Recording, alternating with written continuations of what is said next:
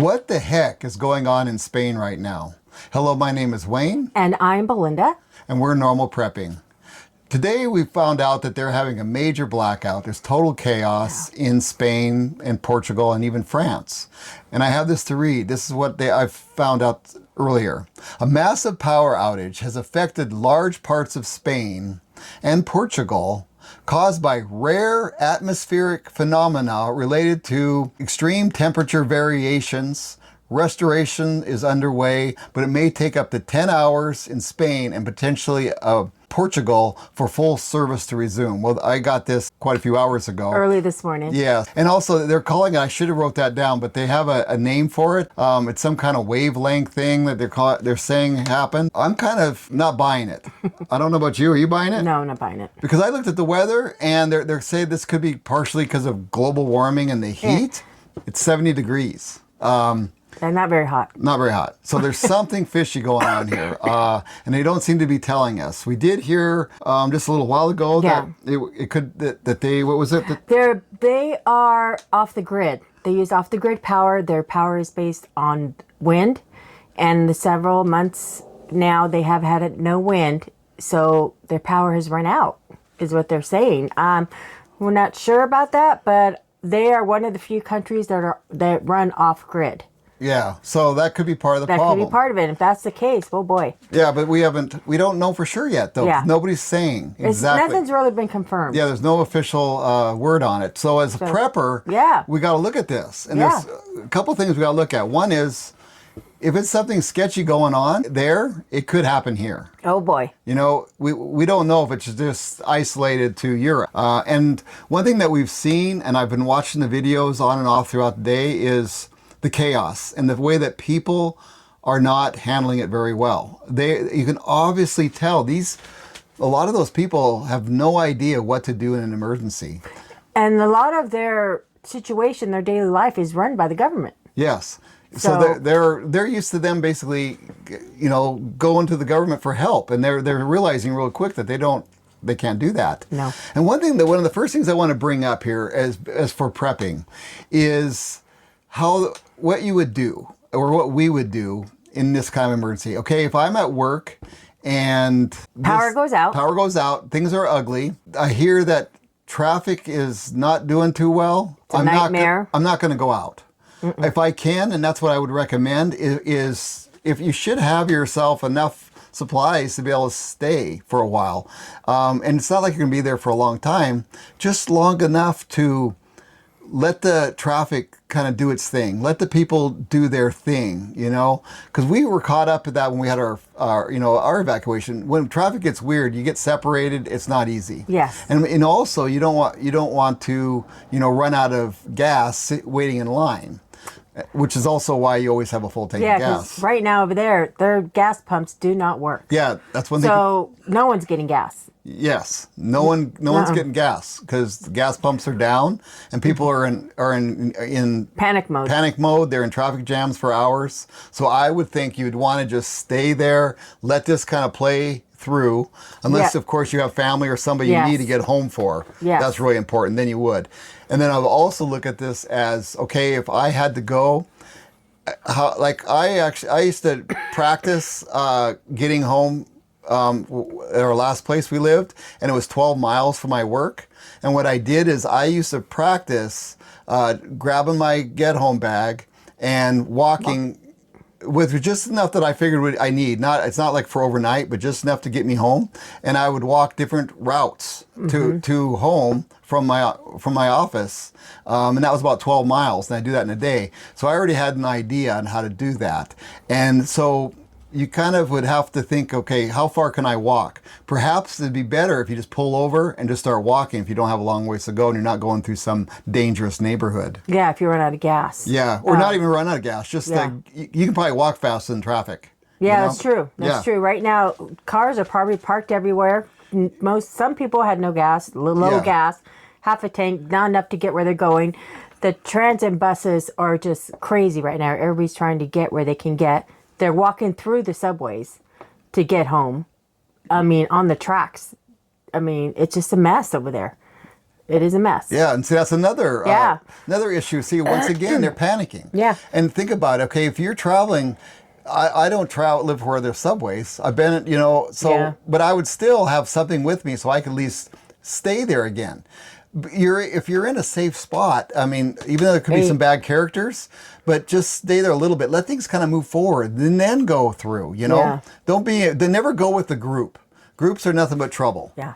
Also, being alone can be trouble if you're not prepared. Yeah. However, there's a fine line. But these people we see, and they're also not able to get cell service. Yeah, cell phones are which down. always brings up, I always say that GPS or walkie-talkies or whatever. You need to have an alternative mode of communication. Yeah, and when you're separated, families are separated, panic sets in because children could have been in school, and what happened to them? How are they going to get home? Yeah. A mom could be at work, a dad could be at work, kids could be at daycare. You now got to go to daycare to get your kids. Yeah.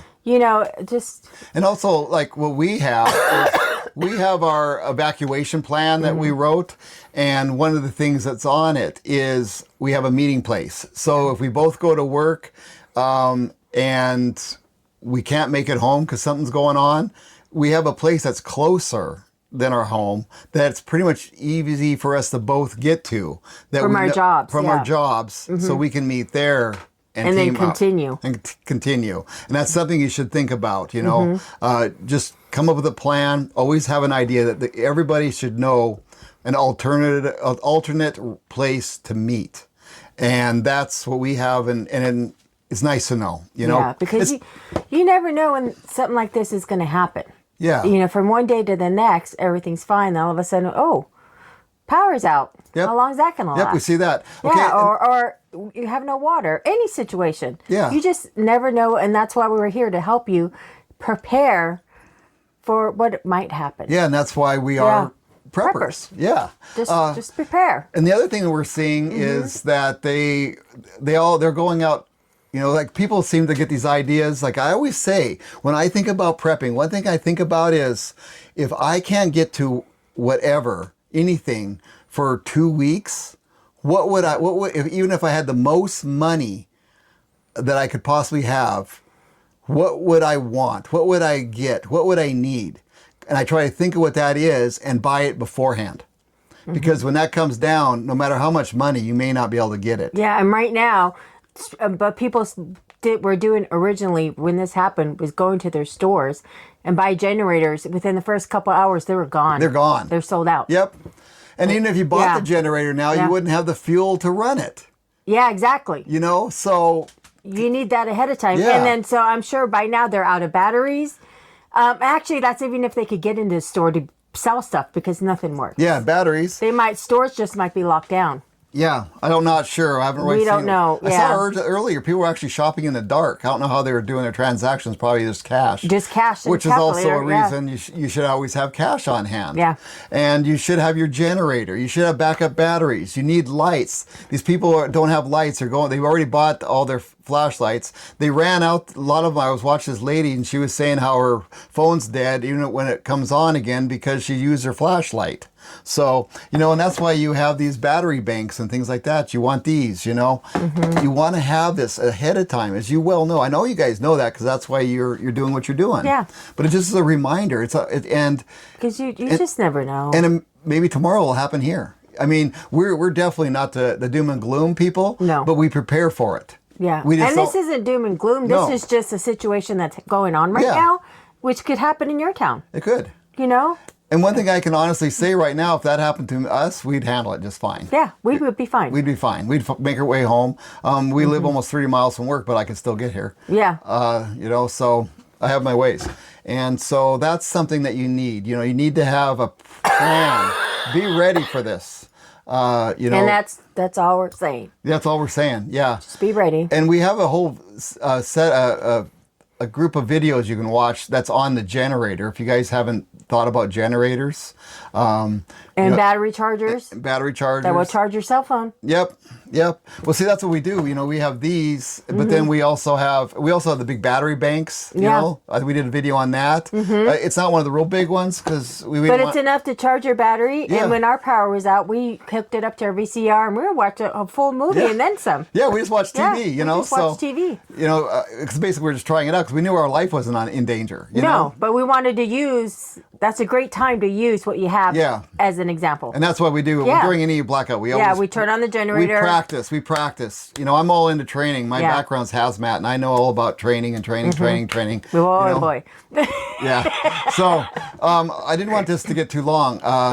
We just wanted to give you our thoughts, and our thoughts are: be prepared. You never know we don't know what's going on. Who knows if it's going to happen here? Be ready. Just make sure you got a plan. A plan in place. Your car's full of gas. Yes. You got your generators full of gas. You got extra gas. You got extra batteries. Flashlights. And at least 2 weeks of food. And 2 weeks of food. If anything, the minimal. And water. Yeah, water. And it's another thing. They're worried about their water. They're worried about their water and if it's going to be drinkable. Yeah, because their filtration systems may not be working. Yep. And they have some issues with bacteria in their water. So if you guys have any more input on this, let us know. Put it in the comments. We love the comments. And we're looking forward to them, actually. I want to get more information on this. And for those of you that are new, welcome. Thank you for watching. And thank you for watching. We'll see you later. Bye.